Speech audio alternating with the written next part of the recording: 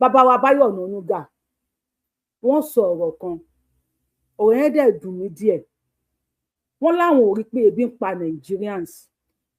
Please, if you're on TikTok, you can come on YouTube, Yorùbáwùyí. Yorùbáwùyí náà ló kọ́ mi lórí YouTube. Please come. Let me quickly play that video for you. Bí tí Báyọ̀ Ọ̀nànúgà sọ wípé àwọn ò rí pé ebi ń pa Nàìjíríà. Ó dẹ̀ dùn mí díẹ̀. Bàbá Tinubu, ẹ má gbọ́rọ̀ tí Báyọ̀ Ọ̀nànúgà sọ o. Àwọn ọmọ tá à ń sọ̀rọ̀ ẹni ẹgbọ́ ti wá, ebi ń pa ìlú o. Àbíbi ẹ má pa àwọn Nàìjíríà. Wọ́n ní I don't see Nigeria hunger bí kí ni wọ́n pè. Ẹ kì í sáré play video yìí. Bàbá Báyọ̀ Ọ̀nànúgà ọ̀rọ̀ tẹ́ ẹ sọ yẹn ó lágbára. Traveling from Lagos, from Ibadan to Lagos, and Google Maps told me that there's a go-slow in the approach to Lagos. I decided to take Ijebu-Ode, Shagamu, via Shagamu. And what struck me was that I just found myself on a paved road, concrete road. I said, wow, when was this one built? I've not been to Ijebu for some time, and the few times I've been there, I always going through Ekwe. So I said, wow, this is different. And I found that our people, when I say our people, I mean our Ijebu people, they've stopped complaining. I said, oh, no wonder they now have a brand new road that's not just an asphalt road, a concrete road. Right. Is that not beneficial to me or any use of that road? So, ente bin pano, which is beneficial to any moto. So, what beneficial to any moto? Continue. Is it beneficial? People are benefiting. Yeah, but I live in Nigeria. Yeah. Anytime I go to Lagos and I ask Google Map to tell me how soon will I get home, Google Map will tell me 1 hour, 7 minutes. Before, 2 hours, 30 minutes. And the reason for that is because we now have a coastal road that has shortened my travel time. Is that not beneficial? What are people talking about really? Look, if you have students, if you are a parent, and you have 4 children in university, and they're able to access federal loan. Baba Bayo Ọ̀nànúgà, if you have 4 children, and the 4 children are in the university, and they are able to access that road, Baba Bayo Ọ̀nànúgà, láyé tá wà Nàìjíríà, ẹ lè má mọ̀, torí ipò tẹ́yin wà yẹn, ẹ lè má mọ̀ wípé àwọn ọmọ ń drop fúnra wọn nísìnyí. Àwọn ọmọ mẹ́ta, and only 4 children, tó yẹ ká mẹ́rẹ̀ẹ̀rin wà ní university. Àwọn mẹ́ta lọ ṣe àtìpó, wọ́n lọ sin gbà, wọ́n lọ ṣiṣẹ́ fi rán ẹyọ kan ni. Àwọn ọmọ tí ní wọ́n ní access láti lọ sí school because ẹ̀yin rí owó. So ẹ rò bí ọ̀nà tí bàbá Tinubu ṣe yẹn la máa jẹ. Èèyàn mélòó máa gba coastal road kọjá. Bàbá Tinubu, ẹ má gbọ́rọ̀ ẹnu bàbá Bayo Ọ̀nànúgà o. Ẹ má àgbà tí ó ti dàgbà o. Àgbà ló yọ wọ́n lẹ́nu. Àgbà ló yọ bàbá Bayo Ọ̀nànúgà lẹ́nu o. Àgbà ti dé bá wọn, àgbà. Ẹ lè jù wọ́n lọ́jọ́ orí o, ṣùgbọ́n gbà mí ọmọ kékeré mi máa ń dàgbà ju àgbàlagbà lọ. Ó ga o, ẹ sọ̀rọ̀. Which is interest free. Interest. Are they not benefiting? Are the parents not benefiting? You see, if you are a civil servant and you can access the credit card, very cheap loan, at below interest is about 7%, now people can access that loan at single digit. Are they not benefiting? Well, there are question marks over No, how just, monies are trickling down to people with regard to those loans. We have been pigeonholed into certain assumptions, certain conclusions. People just say it's like in the early days of this government.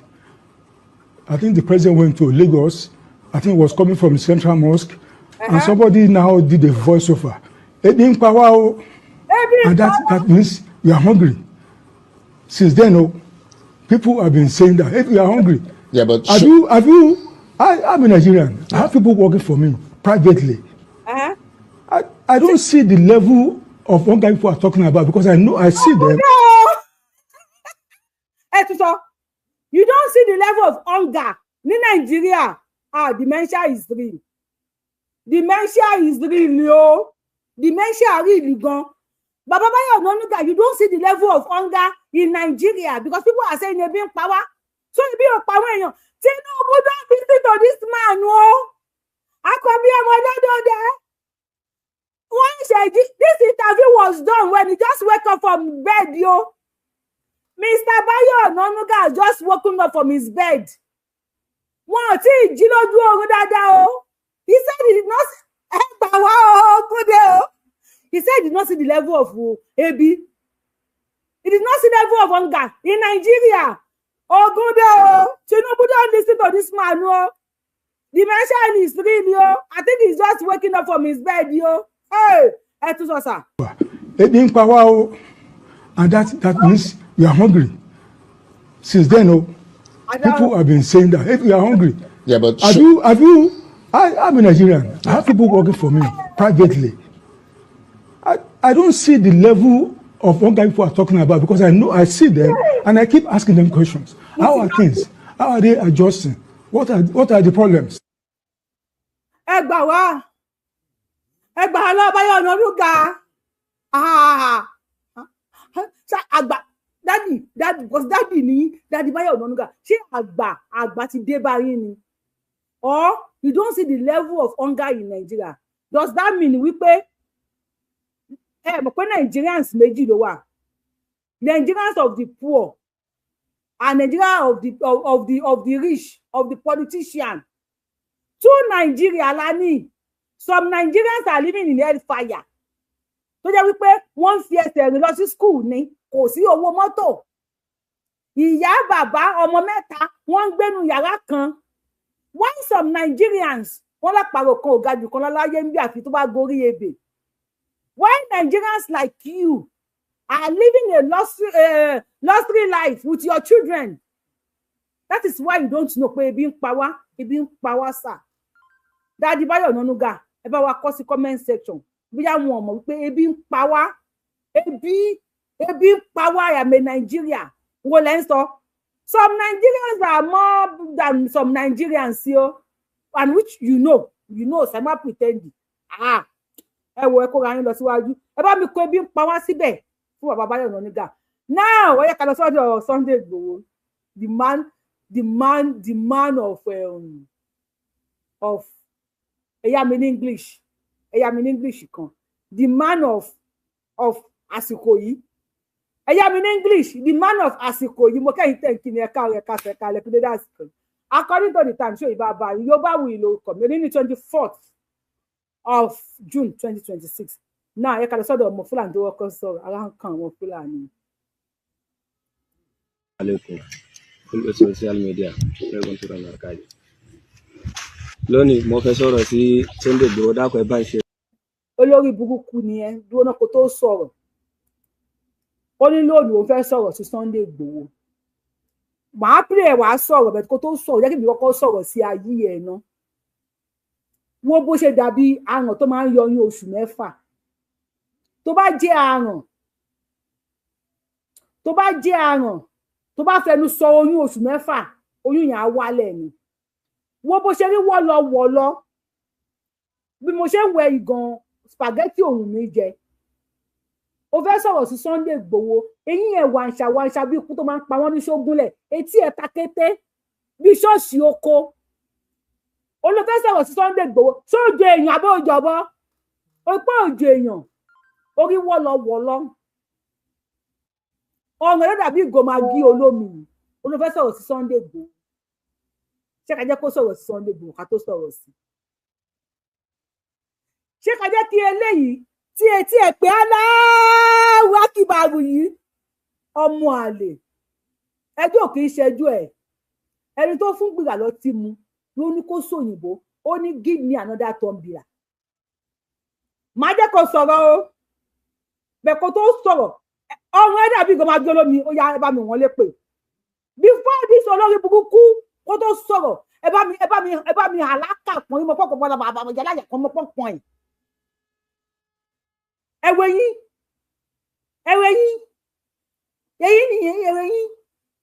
bí ẹ̀yin àsín kò dá kò ṣáájò ẹ bó ṣe rí ọmọ àlè òṣèlú sọ̀rọ̀ lẹ́yìn mo fẹ́ sọ̀rọ̀ sí Sunday Igboho. Wọ́n mọ̀ pé mo ṣe yọ pọ́ngán nídìí màálù náà tì í bọ̀ dí ìyá ẹ̀. Òṣèlú má sọ̀rọ̀ sí Sunday Igboho wá sọ̀rọ̀ bàbá ìyá láyà pọ̀ wọ́n pọ̀ yín òní Sunday Igboho ó yá sọ̀rọ̀ eyín ikú sọmọ lórúkọ ṣàgbàdìwèrè eyín ikú sọmọ lórúkọ ṣàgbà eléyìí ọgọ́ sọ̀rọ̀. Alaikum social media lẹ́gbọ̀n tó rà náà káyé. Lónìí mo fẹ́ sọ̀rọ̀ sí Sunday Igboho dákọ̀ ẹ bá ń ṣe fídíò ẹ̀kọ́ rẹ̀ lọ́dọ̀ rẹ̀.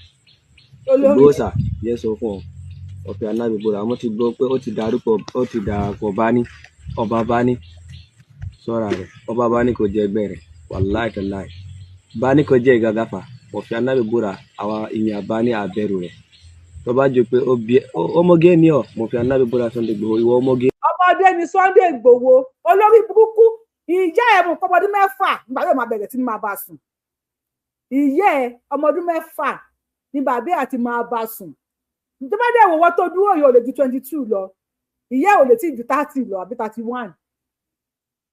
Sunday Igboho ti bí ẹgbẹ́ tó bí ìyá ẹ̀ tí Sunday Igboho bá jẹ́ Fúlàní grandpa ló máa jẹ́ ẹ wo bó ṣe rí ẹ wọ ọrùn bí ọrùn jìráàfù sọ̀rọ̀ eléri ibú ọmọ ẹ̀yẹ́ ọmọ Gani Adams mo ń bọ̀ lọ́dọ̀ yín máa yẹn ò ní jẹ́ tán lè ní sọ̀rọ̀. ènìyàn àwa á ti pé àfa àfẹ́ ẹ̀mí wa àfẹ́ wàlá àfẹ́.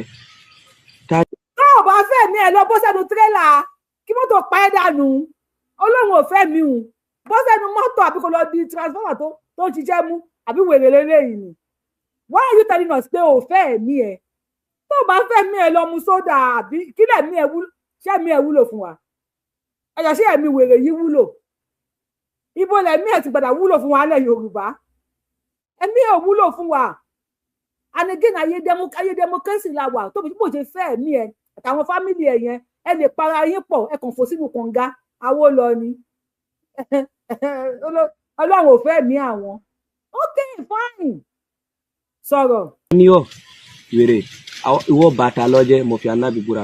kò ní dáa fún ànábì tó fi búra kò ní dáa fún bàbá ẹ kò ní dáa fún ìyá ẹ kò ní dáa fún gbogbo àwọn tó bí ẹ kò ní dáa fún ẹ tó wọ́pọ̀ jẹ́ Fúlàní kò ní dáa fún àwọn tó bí ẹ sọ̀rọ̀ wèrè. tọ́ba òwò abáni ó ti jẹ bàbá rẹ̀ ọmọ rẹ̀ ṣé Fúlàní ló pa ìyá rẹ̀ àbí òun ló pa bàbá rẹ̀. àwa Fúlàní bá ní àjẹ olè ẹ pé Yorùbá. olè ní yín ẹ̀yin Fúlàní bá ní olè ní yín jàgùdà ní yín pálí ní yín olórí ibú ní yín Ọlọ́run tó dá yín mọ̀ pé ó lè ní yín ni ò ṣe dá yín sí ẹ̀ nílùú ni Fúlàní bá ní jẹ̀lẹ̀ Fúlàní ibo nílùú yín ibo lẹ ti wá eléri ibú ibo lẹ ti wá ìlú ò lẹ ti wá ẹ̀ nílùú Ọlọ́run tó dá yín gan ó ètì yín Ọlọ́run tó dá yín ó ètì yín Ọlọ́run gan ètì yín. bá tó wà bá ní kó béèrè pé ṣé Fúlàní bá ní ọjọ́ olè ní àjẹ́ olè owó làwọn wà kòsà tó wíwùn ṣé ó lè yóò lọ kòsà kó lọ wà o ẹni tó jẹ pé yóò wà o yóò lọ ṣe olè kò ní lọ kòsà wàlá ẹ sọ́ra rẹ̀ abẹ́rù rẹ̀ tó bá ó ti gbé ẹsẹ̀ rẹ̀ jáde sí ibi tí ọwọ́ abá ní mo fi Ọlọ́run bọ́ra onílòlé ẹgbẹ́ ẹsẹ̀ rẹ̀ kó jáde bẹ́tì wàlá onílòlé káníyọ̀ ọmọ àlè wàlá òbí ọ̀dà bá ní àti kòsà kò jẹ́ pé ìgàgà lọ́wọ́ tó bá ti jáde sí bẹ́tì ọwọ́ abá ní onílòlé tí a jẹ́ olè ní olómi. ṣé rí pé apààyàn ni wọ́n tó bá ti wá sí bá ní wọ́n ní ọ̀tá Sunday Igboho ní lọ́lé ṣé rí pápáyàn ni wọ́n èèyàn pípa ó ti mọ́ wọn lára lest I forget ẹ̀yin ọmọ Yorùbá tẹ́ ń bú Sunday Igboho mo kàn ní sáré wá sọ fún yín ni o wípé Bello Tuji ní èní 24th of June 2026 ó ẹ̀ṣẹ̀ àkúáyà àwọn irinṣẹ́ ìgbàlódé yes Bello Tuji olórí àwọn agbésùmọ̀mí tí Olúwo sọ wípé òun gbọ́ wípé ó ti ń bá àwọn ọmọ Ìwó sọ̀rọ̀ tí mo play fún yín jọ̀wọ́ ó sọ lẹ́nìí ó dẹ̀ ṣó àwọn irinṣẹ́ yẹn mi fẹ́ kán tó gbé ṣó mi lẹ́nìí because èmi àti YouTube fa wàhálà last week wípé òun ṣẹ̀ṣẹ̀ ra àkúáyà àwọn irinṣẹ́ ìgbàlódé wípé ogun máa ṣẹlẹ̀ tí Tinubu ò bá rẹ́dì láti negotiate pẹ̀lú àwọn Fúlàní ò ní wọn kún Tinubu ò ní gbà láàbọ̀ gbogbo ọmọ Yorùbá tẹ̀bílì pé Sunday Igboho entertainer ni kíní container ni ẹja pàwọ́pọ̀ o mi ì sọ àwọn ọmọ ẹ̀yìn Gani Adams o ṣe pé mi ò kí wá fún yín tẹ̀tẹ̀lẹ̀ ṣùgbọ́n gbọmọgbọmọ yín ti ń le mo dẹ̀ máa fi yín sanwó gan lẹ́yìn àgàgà bàbá oníbẹ̀ bàbá oní BJ sọ̀rọ̀ ọmọ ọ̀rọ̀ tí ẹ ti ẹ̀ sọ̀rọ̀ tán kó sì dànù. lè ló mú nínú bani ó dápọ̀ orúkọ bani orúkọ ọba bani ló pa yàrá tó ló pa bá rẹ̀. kò ní dáa fún yàrá ìyá ẹ̀. ẹ wá á sẹ́ndì owó ọkọ̀ fún ọmọ fi ọlọ́mùbúra á sẹ́ndì owó ọkọ̀ ẹ lọ́wọ́ ẹ̀rọ epo á sẹ́ndì owó ọkọ̀ fún ọkọ̀ wa á sẹ́ndì owó fún ẹ wá. ṣé ìwọ jẹ ṣé sọ́jà ni àbí kíni àbẹ̀rù rẹ̀ àwọn Fúlàní àbẹ̀rù rẹ̀ láti ọ̀tọ̀ ọ̀pá Fúlàní aláì irọ́ ló ń pa. fake Fúlàní ló ń pa ó tí pọ̀ original Fúlàní. ọmọge ni ọ wàlá ọmọge ni ọ ọmọge ni ọmọdé ìnàfẹ ọmọge ọmú rẹ ló jẹ báyìí. eléyìí kò sọ̀rọ̀ lórí ẹ̀ online wọ́n wà ó lè máa jábọ̀ kò sọ̀rọ̀ lórí ẹ̀yẹ́ kan sọ́dọ̀ chairman lórí oko. Once again olórí burúkú. ẹ bá mi wo ohun tí màá yí gẹ̀ sórí ẹ̀yin tó bá ti bí ní 70s ẹ bá mi wo ohun tí tẹ bá mọ ohun tí wọ́n pè ní BJ ẹ bá mi share fídíò yìí ẹ bá mi hashtag ẹ bá mi hashtag àwọn ọmọ Gani Adams ẹ bá mi share fídíò yìí tẹ bá rí irun ní gbàtà máa lọ gẹrun lẹ́sẹ̀ ẹ̀gà lọ́tọ̀ bàtà máa ń gẹrun fún wa tó máa fi clipper chukuchukuchukuchuku wáyé gẹrun fún wa lára sáńbọ̀dù bàbá yẹn irun yìí wà ń bẹ̀ BJ nọ́mbà ẹ wá bọ̀ lórí YouTube ẹ náà lórí TikTok Yorùbá Wuyi náà ló kọ mi lórí YouTube ẹ wá bọ̀ lórí YouTube ọlọ́run mi parọ́ ọlọ́run mọ̀ pé mi parọ́ bàbá yìí ó jọ àwọn ancient teacher àwọn tí ń ṣe oko àwọn ni wọ́n mú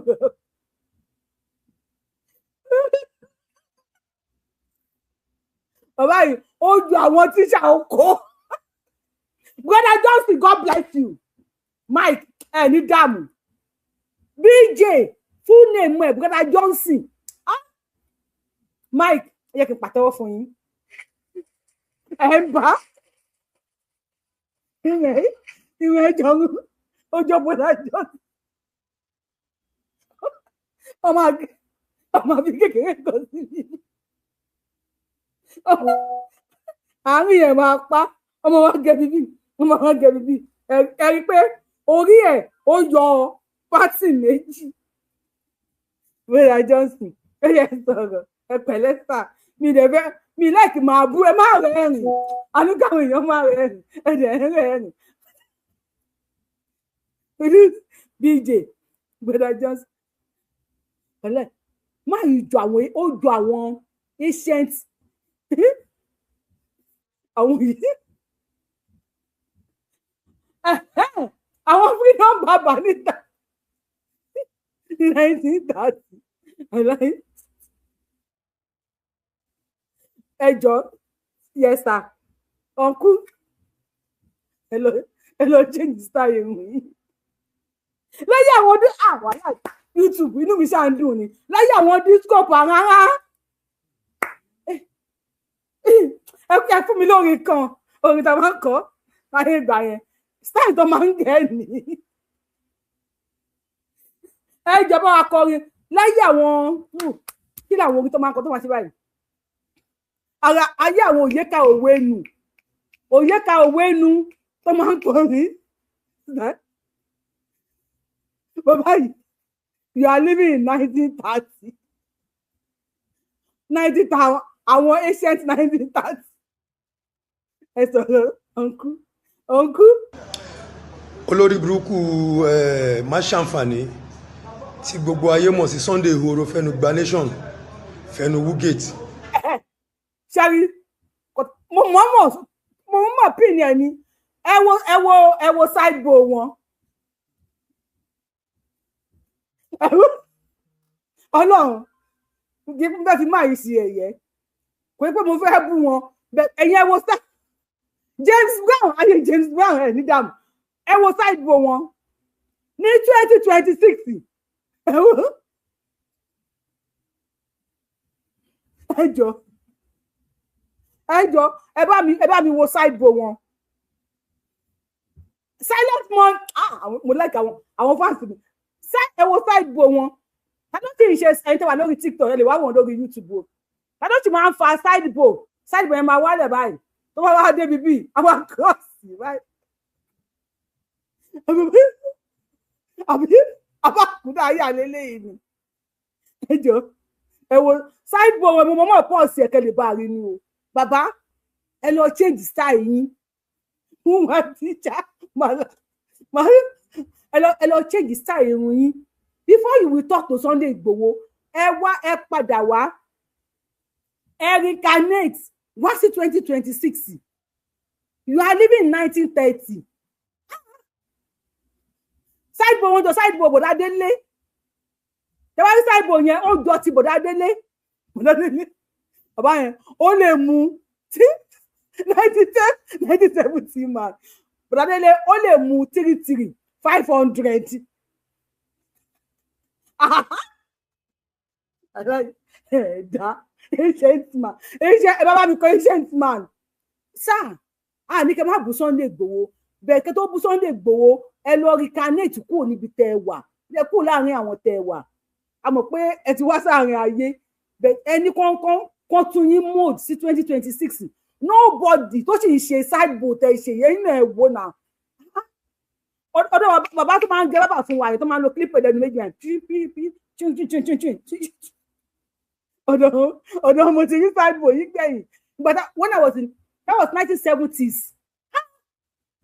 ẹgbẹ́ mi wọ́n tún wá lóògùn dúdú ẹ máa sọ̀rọ̀ yín lọ jàre dáàdì àwọn lè máa ju bàbá yìí máa ju Tinubu lọ ẹ ṣe ti máa ọlọ́run bàbá yìí ó máa ju Tinubu lọ tó yẹ sọ̀rọ̀ ẹ dẹ̀ wá mi bí o ẹ lè wá mi kẹ́ máa wò mí o ẹ ń wò mí àbí mo lè láìkì ẹ jẹ́ kí n orin takasúfè wẹ́rẹ́rẹ́. Yeah, once again. Ẹ pẹ̀lẹ́. Ẹ pé báwọn ayé àtẹ̀tẹ̀ máa ń wúkọ́ nìyẹn àwọn àti wọ́n fẹ́ sọ wọn ẹ̀. Ọlọ́run máa yí. Ancestor ni máa yí. Ancestor ni. Àkúdà àyà. Mo lè ti wá gan ẹ sọ̀rọ̀. Yeah, once again. Olórí burúkú máṣàǹfààní tí gbogbo ayé mọ̀ sí Sunday Igboho fẹnu gba nation fẹnu wúgate tẹ́tí bẹ́ẹ̀ lẹ jẹ́ kó gbọ́ olórí burúkú ààrẹ arógòbògò jẹ́ ọmọ ìrankíran tí ń fa bíáyà sọrí gbogbo àwọn bloggers tó ń pè jáde kí wọ́n máa sọ̀rọ̀ sí Ìbà Gani Adams the 15th Ààrẹ Ọ̀nà Kakanfò of Yorùbá land lóògùn ọ̀fẹ́ o bàbá kò ń ṣẹ́rù ẹ o sori tó bá fẹ́ káyé ẹ bàjẹ́ kí ó bá fẹ́ káyé ẹ ta ìwọ Sunday Igboho fẹnugba nation pé àwọn ajá bloggers ẹ. bàbá yìí ó máa láìkì kó máa mú tìrìtìrì làwọn èèṣẹ Ọlọ́run irun mú wọn yẹn ẹ pé wọ́n fi irun mú ṣe fẹ́ǹsì ètè ẹ pé ó fi irun mú agbágbọ́ àfi irun mú jẹjọ́gí ṣáṣú kọ́láwọlé gbé irun mú dé ó fi irun mú ṣe fẹ́ǹsì ètè ìgbà tí tìrìtìrì sì jẹ́ tìrìtìrì tó máa yọ fóòmù lórí yẹn tó bá ti mu tìrìtìrì irun mú yẹn ló máa ń kó Ọlọ́run mo dẹ̀ láìkì máa yí o á dà fún yín gíláàsì Stevie Wonder ló ń lò á ní wọ́n dẹ̀ ṣe mo dẹ̀ láìkì wọn wọ́n jẹ́ kí n rántí bàbá tó máa ń gẹrun fún wa bàbá yẹn may so rest in peace. tíntà Ààrẹ Ọ̀nà Kakanfò of Yorùbá land lóògùn ọ̀fẹ́ o bàbá kò ń ṣẹ́rù ẹ o sori tó bá fẹ́ káyé ẹ bàjẹ́ kí ó bá fẹ́ káyé ẹ ta ìwọ Sunday Igboho fẹnugba nation pé àwọn ajá bloggers ẹ pé wọ́n so kọ́ṣọ́nù wọn àti ìyá olórí burúkú olóbò pàǹpà gbogbo àwọn tó ń fún lówó lábẹ́nu gbogbo àwọn bloggers o àti àwọn tí tẹ wọn kíní pé Facebook tí wọn náà create lọ́tún lọ́sì. ètò ìsìnkú wọn ní èèyàn kan olóbò pàǹpà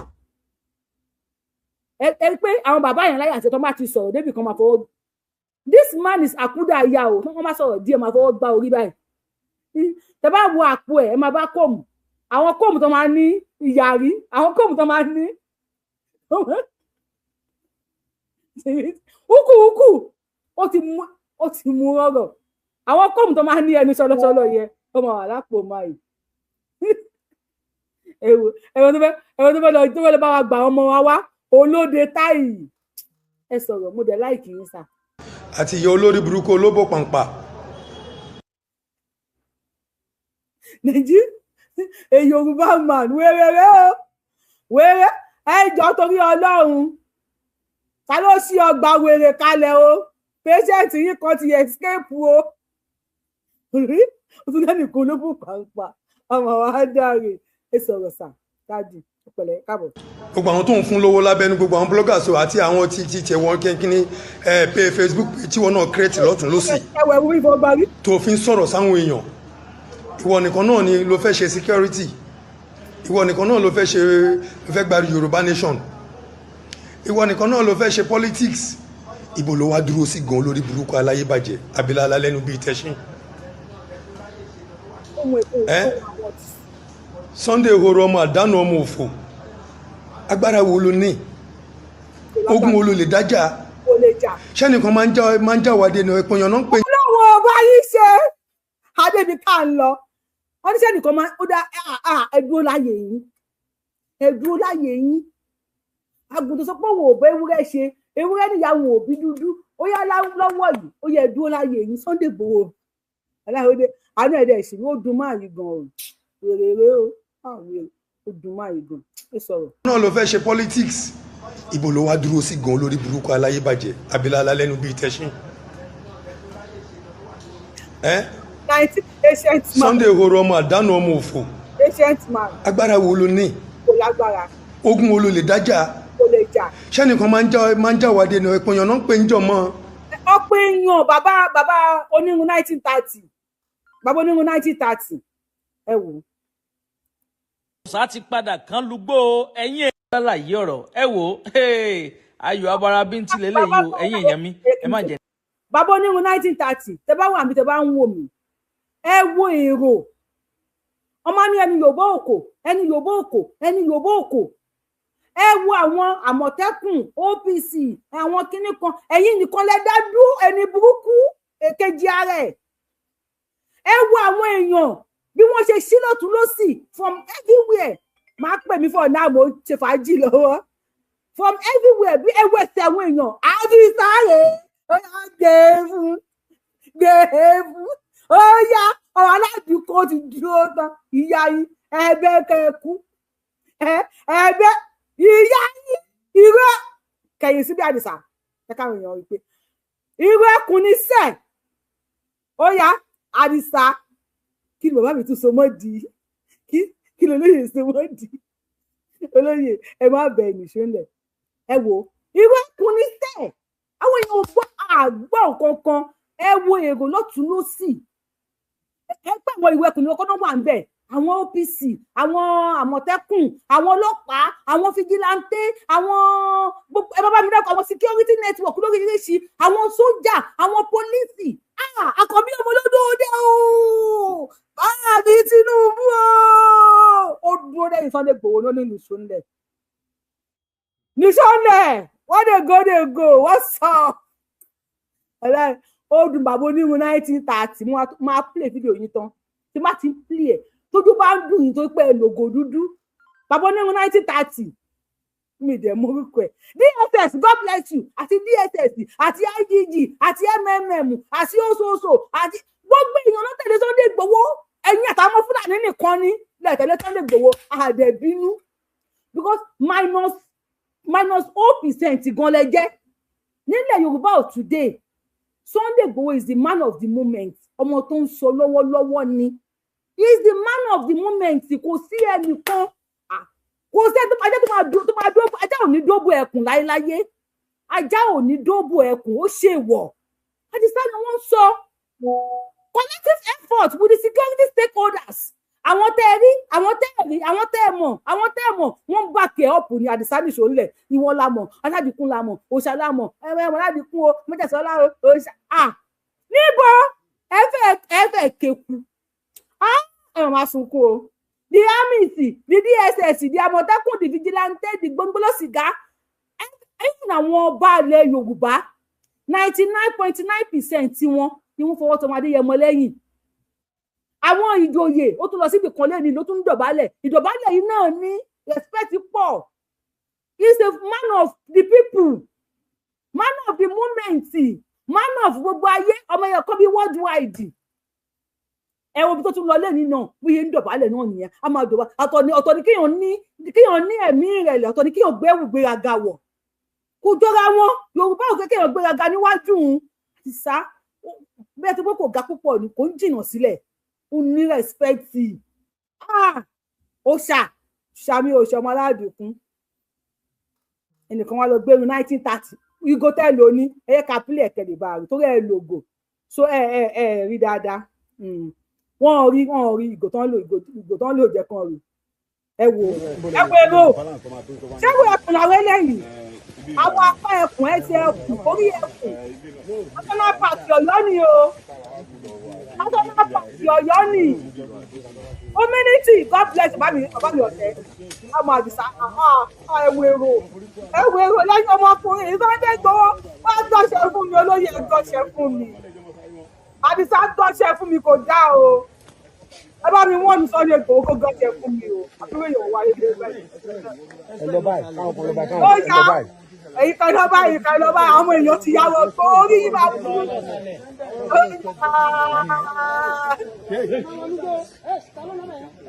Ẹ má wọnú gbó ẹ kò line on a straight line báyìí. Wọ́n tún gbé drone ló ń fò lọ yìí o. Ó yá ẹ rò bóyá lásán lè máa fly drone ni security máa mọ̀ sí security network Nàìjíríà wọ́n mọ̀ sí drone tó ń fly ẹ wọ́n yẹn fly drone. A ní ẹgbẹ́ kàkẹ́ ṣiṣẹ́ ẹ̀rọ gba irun bàbá patient man òní drone ló ń fò yìí wáyà àwọn ọmọ men mount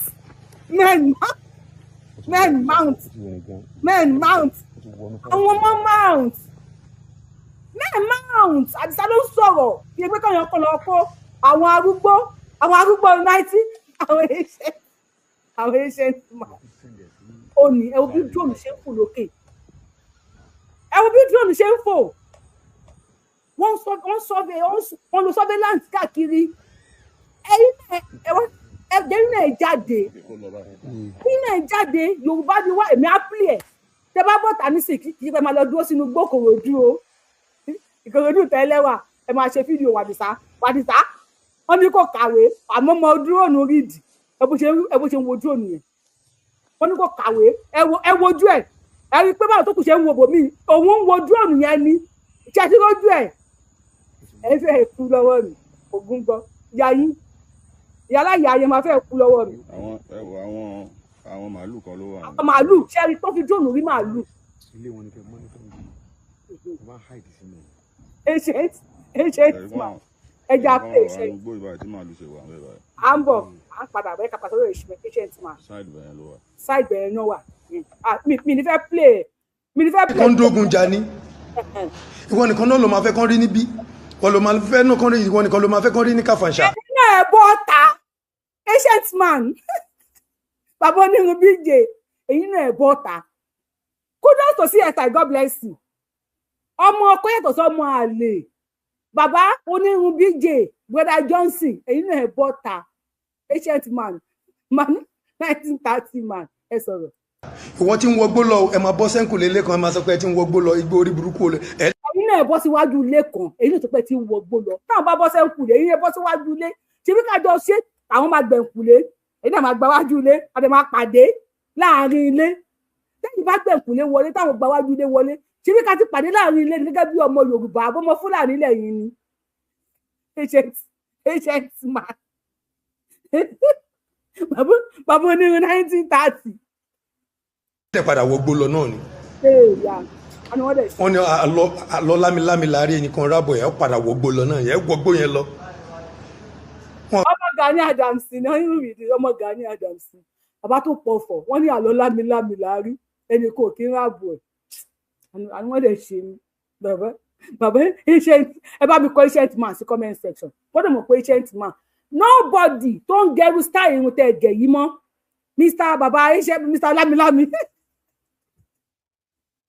ó jẹ́ mọ́ pìtì gbẹ́ǹjẹ̀ta mo ti rí ancient man ẹ jẹ́ kí n pín ní ẹ ṣe gan, God bless you. Mr. Baba Lámilámi ẹ lọ kó tó lè sọ anything kọ́kọ́ lọ orí èyí lọ gẹ̀ ìrìn jẹ́ kẹ́rù máa bà mí ó dàbí pé àkúdàáyà ni máa yìí àkúdàáyà ni máa yìí Baba Lámilámi agent man sọ̀rọ̀. wọ́n sọ pé kí irú akéèké tó dálẹ̀ wọ́n sọ pé kí OPC sọ pé kẹ́ ẹ má lọ wọgbó náà ẹ wọgbó lọ ìbọn sọ pé nígbà tó bá ti dé tó bá ti gbé embargo kúrò lórí ẹ o máa wọgbó lọ nígbà púrúfà kò ní dáa fún ẹ Sunday Igboho. àṣìṣe fẹ́ǹdẹ̀m ìdè sweeters àṣìṣe fẹ́ǹdẹ̀m ọmọ ìdè sweeters àṣìṣe ara ta bàbá yìí ẹ rí i pé he is in pain. He is in pain. This man is in pain. Oh, Gani Adams. He is in pain. I know it's in. Wèrè onítáì. Ta ló ṣọ́ gba wèrè ilẹ̀ báyìí torí Ọlọ́run. Ló tún wá ṣọ́ gba wèrè ilẹ̀ báyìí. Mo ti fẹ́ lówó náà. Èyí kò bàbá agent man. Ẹ jọ ṣé kí káwọn èèyàn pè wọlé àbí kí n máa dá yín lára yá lọ báyìí. Agent man ẹ sọ̀rọ̀ o. Mo ti fẹ́ lówó náà. Irú akéèké tó dálẹ̀ wọ́n sọ pé kí OPC sọ pé kẹ́ ẹ má lọ wọgbó náà ẹ wọgbó lọ ìbọn sọ pé nígbà tó bá ti dé tó bá ti gbé embargo kúrò lórí ẹ o máa wọgbó lọ nígbà púpà kò ní dáa fún ẹ Sunday Igboho o ṣe ti wọgbó lọ láti jọ òṣèpọ̀ tún gba ondúdà púpà o ṣe ti wọgbó lọ o ti sọ pé o ṣe àwọn bàbá yín àwọn ọba àwọn lọ́balọ́ba tó sọ pé ó fẹ́ yìnbọn pa ṣe rí àwọn àgbàǹgbà míì I'm not sorry to say this àwọn àgbà míì ń gbà mí wọn kàn máa ń dàgbà ni wọn kì í danú. ó dùn àwọn àgbà tó sọ pé bẹ́ẹ̀ yìnbọn pa àwọn bàbá wa mọ̀ wípé tí wọ́n bá bí ọmọ nígbà míì tó bá sọ̀rọ̀ àwọn bàbá máa amend pé ọmọ tí ò kì í ṣe báyìí kí ló tó fi ṣe nǹkan báyìí tí wọ́n fi ń pé tó ṣe ń pe àwọn àgbàgbà ilẹ̀ Yorùbá ní àgbà tó lórí pípé nìyẹn ẹni tó gbẹ́ kòtò kò gbẹ́ jì ẹni tó kó síbẹ̀ ò dá lápá àwọn bàbá wa mọ̀ táwọn ṣe fún wa nígbà yẹn everybody fi ń jáde fún wọn kábíyèsí Ọọ̀ni tó bá bínú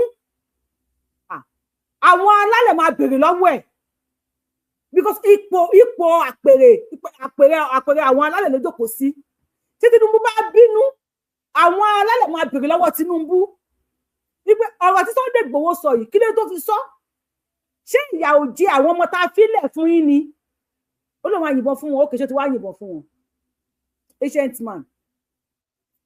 man ọ̀rọ̀ yẹn dùn ọ̀rọ̀ náà dùn ó fẹ́ ké ọ̀rọ̀ náà dùn ó fẹ́ ké ọ̀rọ̀ náà dùn agent man ó ń sunkún tún sọ báwọn àgbàgbà ṣe fa Sunday Igboho mọ́ra yẹn ó dùn wọ́n yóò máa dùn yín pa ni Àdìsá ni sẹ́ Igboho òòṣà ni sẹ́ ọmọ aládìkú ni sẹ́ ẹ ya wèrè ni bàbá agent.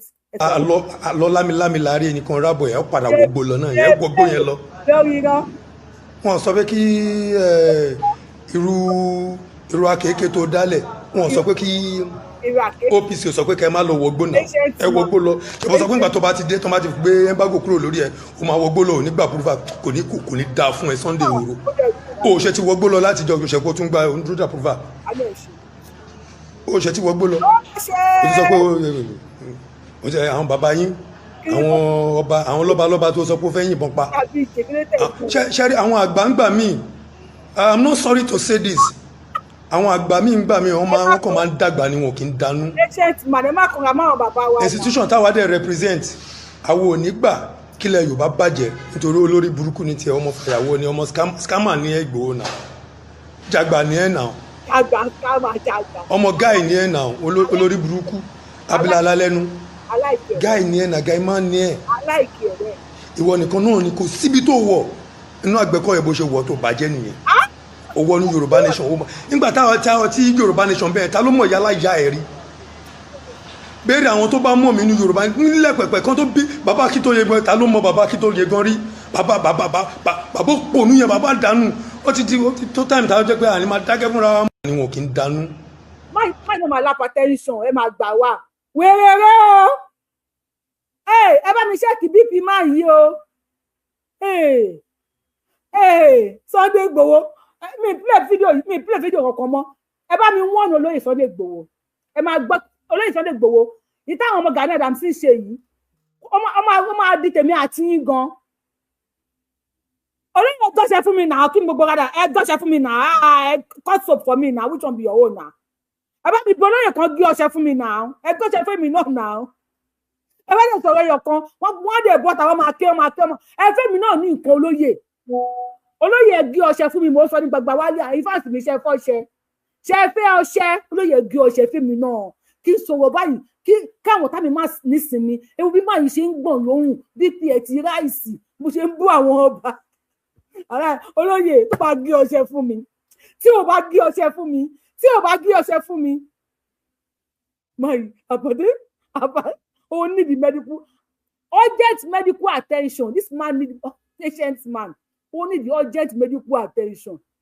Oloye gọ́ṣẹ́, you need ọṣẹ. Oloye gọ́ṣẹ́ fún wa now. Kìtì. Àwọn tó bá nífẹ̀ẹ́ mi, wọ́n máa ti gbọ́ nǹkan mi báyìí, kọ́kọ́ máa gbọ̀n. Èèyàn ló need ọṣẹ ní comment section. Oloye jẹ́ gọ́ṣẹ́ fún wa. Oloye ti pa máa yìí. Àánú ẹ̀dẹ̀ ṣe ni. Institution táwa dẹ̀ represent, àwọn ò ní gbà kílẹ̀ Yorùbá bàjẹ́ nítorí olórí burúkú ní tiẹ̀ ọmọ fàyàwó ni ọmọ scammer ní Ìgbòho náà. Jàgbà ní ẹ̀ náà.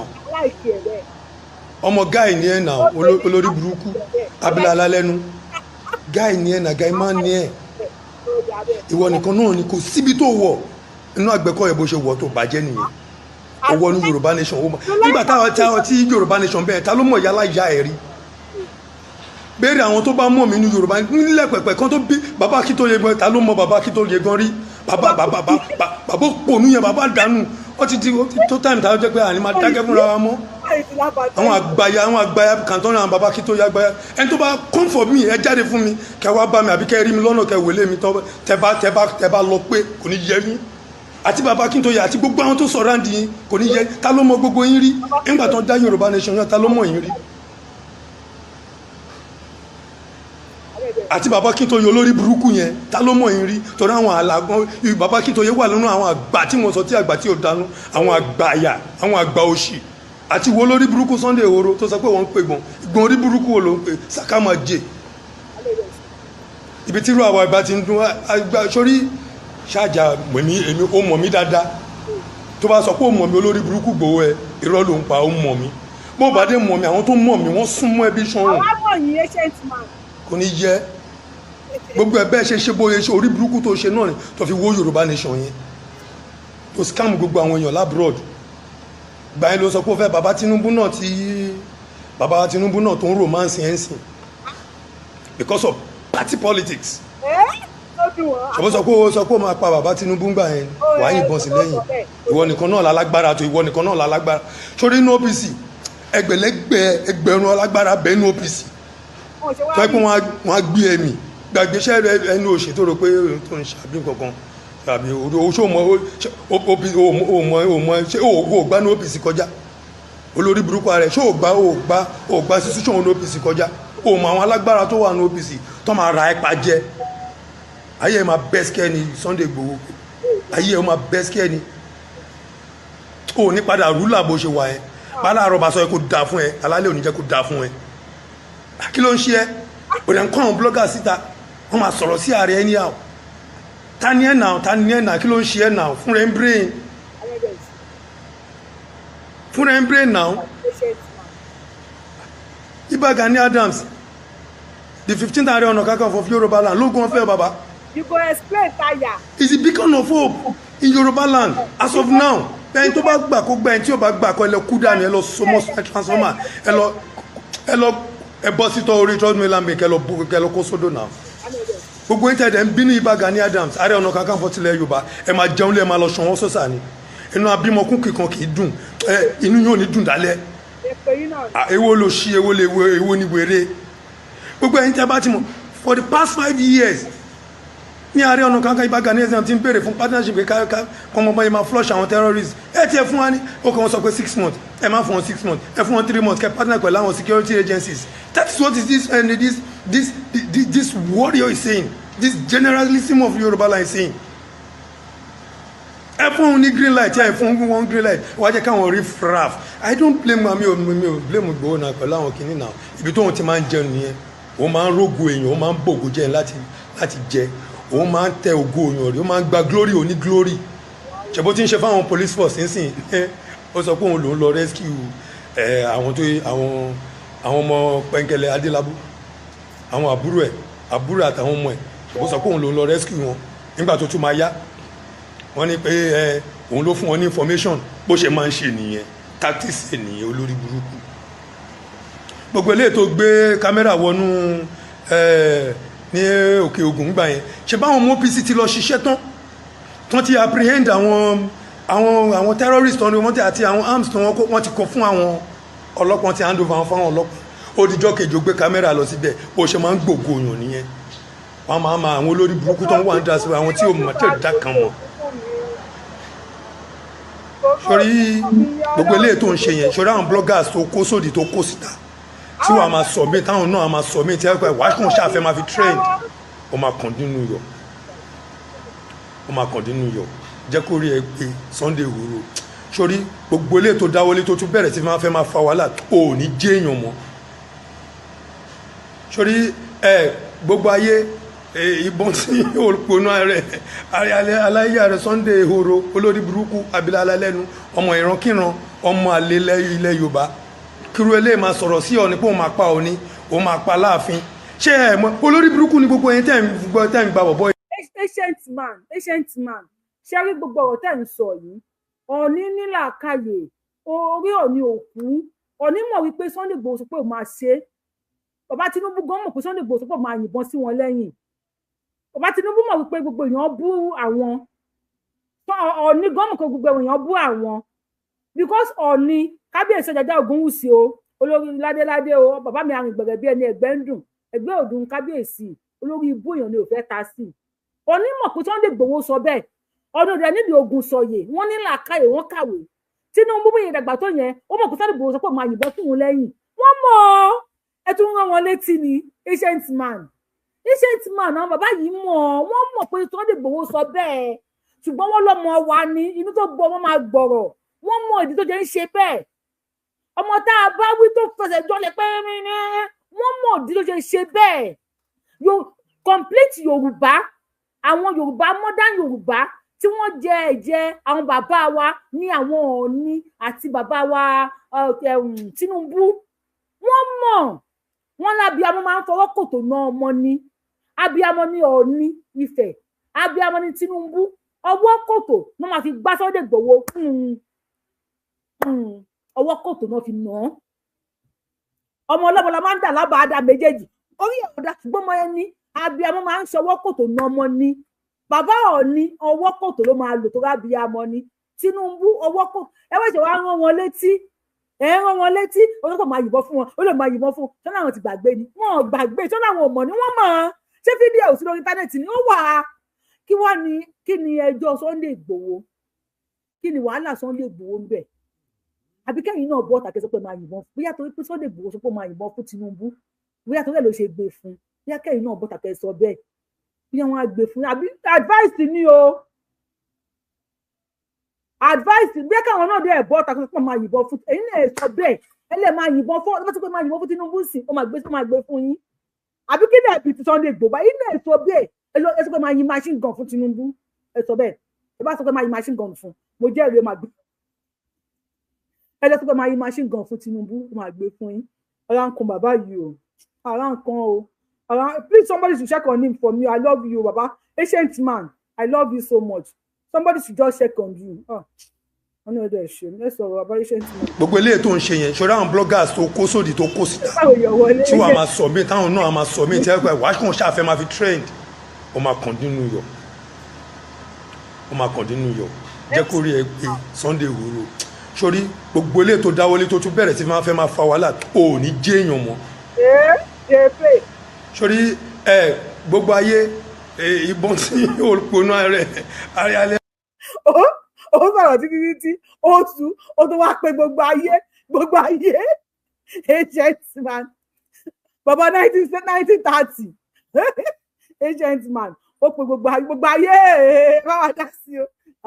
aláyé rẹ̀ Sunday Igboho olórí burúkú abilala lẹ́nu ọmọ ìrankíran ọmọ àlè ilẹ̀ Yorùbá kírú eléyìí máa sọ̀rọ̀ sí ọ ní pé òun máa pa ọ ní òun máa pa láàfin ṣé ẹ mọ̀ olórí burúkú ni gbogbo ẹ̀yin tẹ́ ń gba bọ̀bọ̀ ìnà ṣé ẹ mọ̀ pé most of àwọn news tẹ́ bá ń gbọ́ ní orí social media inú 10% about 8% inú ẹ̀ ní fake most especially kò sí nǹkan tó bá ti jáde níbi ọ̀dọ̀ Sunday Igboho Sunday Igbohora Sunday fẹnugba nation fẹnu Wugate fẹnu dáràn the guy is a blunder is a nuisance wèrè ní bọ̀bọ̀ ní Sunday ehoro yẹn náà ẹranko ní ìkejì ajá.